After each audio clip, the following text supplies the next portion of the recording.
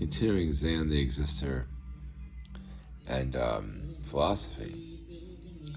All right, philosophy is tough, but what I want to get to in the paranormal too, what I want to get to is the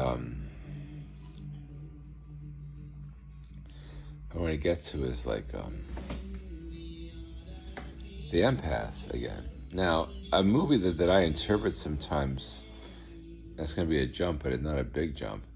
It looks like Man of Steel. Okay. Good movie. Modern Superman. Well, it's kind of interesting, really, what I think about that. It looks like imagine, picture this. If an empath can sense that, what is that? The movie, the fight scenes, like the whole movie. What do you think about that? It's frightening, isn't it? The new the Man of Steel, the original Man of Steel. Okay, now when you think of that, that's like empaths would say it's complicated to go into it, but what I would say really is picture if people can envision something like that as where they go after they die, instead of heaven too, but there too. Then understand something that I've understood a little. It's Seven Souls of Man, about Kundalini and about where people may go. Seven Souls of Man, right? Okay, that's complicated. You can find literature on that perhaps online. Perhaps. The thing I found it online. It's very nice. The thing is, it's a minimal perspective like that. It can make people pissed. And you ever wonder why a lot of people are like angry or appear angry? It's complicated, isn't it? If we go to like a Man of Steel kind of fight, you know who's in that though? I know one actor who's in it, Russell Crowe. And he was in Gladiator. People can't handle it. And there's Gladiator 2, which he might be in too. I don't know. Now you want to understand that.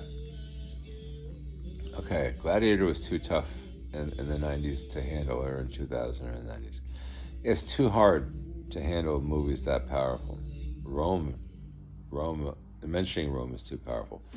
About Gladiator. Now you want to understand the Colosseum, right? Yeah, easy. It really is something of a paranormal phenomenon, Kundalini, because it might be alien. We might not have to fight anything. Artists can't fight anything.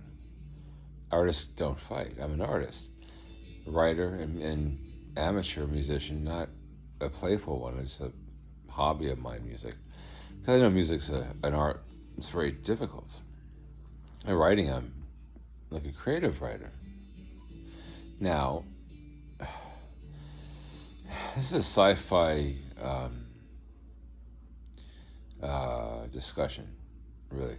Now, what I'm talking about in paranormal and philosophy is complicated, because what this is about, really more, is like if you foresee things all the time, and perhaps don't either. And then what troubles people a lot? What can trouble someone? Well, that's unknown. That's unknown. So really, if you're too sensitive, what people would say, then artists usually are very compassionate, sensitive, and everything. It's a complicated discussion. Some artists can be interesting about books, literature, all kinds of stuff, media, everything. Some artists are fascinated with a lot of stuff, some artists aren't. And the thing is, there are books to get on this that are very interesting, and believe me, you can get into very interesting thoughts about something so complicated. See, why I'm bringing this up really is because I have the people who can foretell things, like Nostradamus can foretell a lot. It was an ancient prophet almost who can foretell a lot. He kind of predicts things. Now, if you go to the stock market, they have to predict a lot, and it's real serious. Now, you go into philosophy, you have to predict something. Usually in philosophy, what is your prediction? How do I know this? Of course, paranormal. Or karma, which is, in my opinion, paranormal. Because really, karma, how do you go from like, I'm jumping, I told you I'm going to jump on this. I'm jumping around, but what I'm saying is, how do you go from being born from your mother and father and mother, but, and then again on the same planet, the same stuff. Wow, perfect, right? Perfect. In Eastern philosophy, easily. In Western, not. You go to heaven, hell, and you're done. Heaven or hell, preferably, obviously, heaven if you can. If you can make it, you just don't. Some people don't know where that would be if you don't.